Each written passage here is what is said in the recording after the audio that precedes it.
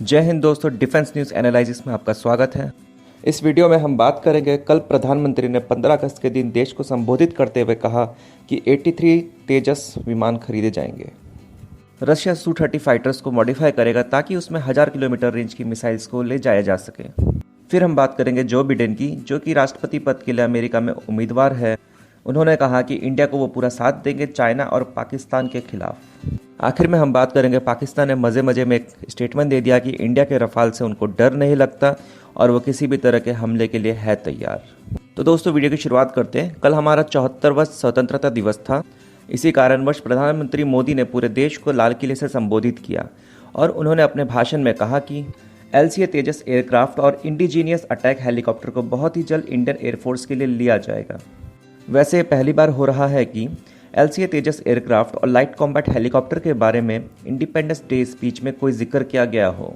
Indigenous defence deal के अंतर्गत सरकार को उम्मीद है कि 83 लाइट कॉम्बैट एयरक्राफ्ट यानी कि LCA तेजस MK-1A वेरिएंट सरकार को हल बना के देगी और बताया जा रहा है कि इसकी डील हुई है $5.2 बिलियन में। व्यूवर्स को मैं बता दूं कि ये कोई नई डील नहीं है, ये एक पुरानी डील है जो कि अभी तक पेंडिंग पड़ा था, लेकिन प्रधानमंत्री ने जैसे ही लाल किले में इसके बारे में बोला, अब लगता है कि ये डील कंप्लीट होने वाली है।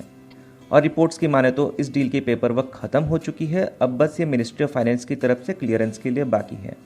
LCA मार्क 1A वेरिएंट जो है वो उसके पुराने वेरिएंट मार्क 1 से बहुत ही अच्छा होने वाला है। ये ऑलमोस्ट 40 के आसपास इम्प्रूवमेंट के साथ आने वाला है।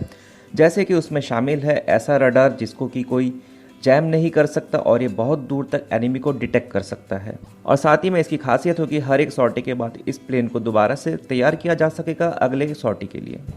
अब हम बात करते हैं सुखोई Su-30 फाइटर एयरक्राफ्ट की। तो दोस्तों, Su-30 एयरक्राफ्ट जो है उसको इंडियन एयरफोर्स का बैकबोन कहा जाता है। इंडिया के पास टोटल 250 Su-30 है। वैसे तो ये रशियन फाइटर एयरक्राफ्ट है, लेकिन इसको हमारे देश को बेचा गया था और स्पेशली इसका एक अलग वेरिएंट बनाया गया है जिसका नाम है Su-30 MKI। Su-30 को टोटल 12 देश इस्तेमाल कर रहे हैं, जैसे कि China, Vietnam, India, Malaysia, Algeria वगैरह वगैरह। लेकिन रशिया जो वर्जन इस्तेमाल करता है उसका नाम है Su-30 SM।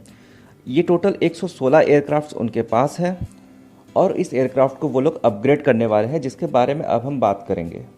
Russian media outlet इजवेस्तिया के अनुसार Su-30 SM फाइटर्स में लगाए जाएंगे KH-32 supersonic air to surface missile, जिसकी रेंज है 1000 किलोमीटर की और उसका वजन है 6 टन और इसको किसी भी शिप या फिर किसी भी ज़मीन के किसी भी टारगेट में मारा जा सकता है।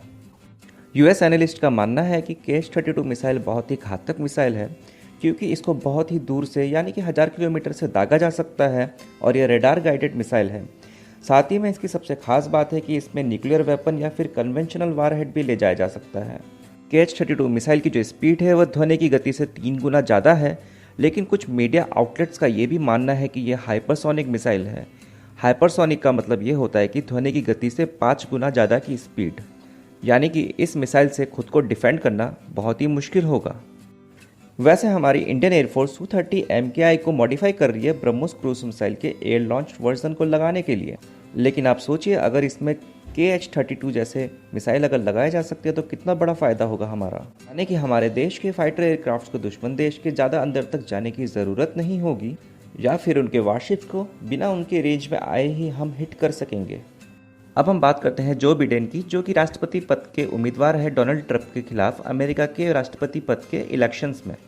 उन्होंने अपने एक इंटरव्यू में कहा है कि इंडो पैसिफिक रीजन में शांति के लिए वो इंडिया के साथ ज़रूर काम करेंगे, क्योंकि चाइना की जो रणनीति है वो है विस्तारवादी और इसके लिए वो अपने पड़ोसी देशों को धमकाता रहता है।